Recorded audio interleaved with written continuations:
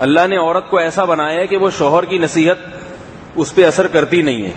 دنیا کی تمام عورتیں وہ اپنے شوہروں کو بے وقوف ہی سمجھتی ہیں. یہ بات مجھ سے ڈائری میں لکھوا لیں اور سگنیچر بھی کروا لیں, انگوٹھا بھی لگا دوں گا میں.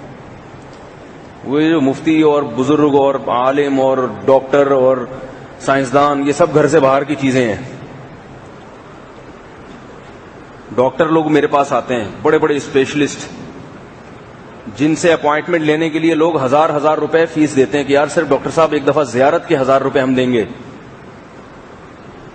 وہ کسی مریض سے آج تک پریشان نہیں ہوئے کہ یہ ایسا مشکل کیس آیا ہے کہ اس کا میں علاج نہیں کر سکتا, ایسا نہیں ہوا. اسپیشلسٹ تو ہر چیز کا علاج جانتا ہے, لیکن اگر وہ پریشان ہوتے ہیں تو چلتی نہیں ہے تو کہاں نہیں چلتی, میرے گھر میں نہیں چلتی. ان کی اپنی بیوی علاج بھی کروائے گی نا, اگر کسی لوکل ڈاکٹر سے کروا لے گی, اپنے میاں سے نہیں کروائے گی.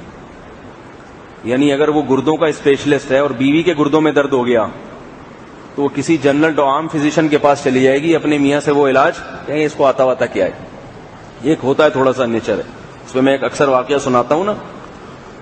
ایک بزرگ تھے, وہ بڑے اللہ والے تھے, تو کافی کرامتیں ان سے صادر ہوتی تھیں, عجیب عجیب خرق عادت کے کام ہوتے تھے. لوگ کہتے تھے یہ بہت ہی پہنچے ہوئے بزرگ ہیں, دیکھو کیسے کیسے کرتب اور کیسی کرامتیں ان کے ہاتھ سے ظاہر ہوتی ہیں. تو ان کی بیوی نہیں مانتی تھی, فراڈی ہے, 2 نمبر ہے, شعبدے بازیاں کرتا ہے.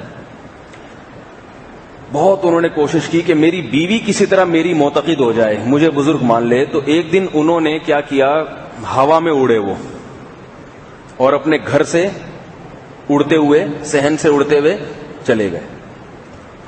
بیوی نے پہچانا نہیں, بیوی نے دیکھا واہ کیسے اللہ کی شان ہے, اتنے بڑے اللہ والے بزرگ ہوا میں اڑ رہے ہیں, اللہ نے ان کو کچھ کمالات دیے ہوئے ہیں, اڑ رہے ہیں ہوا میں.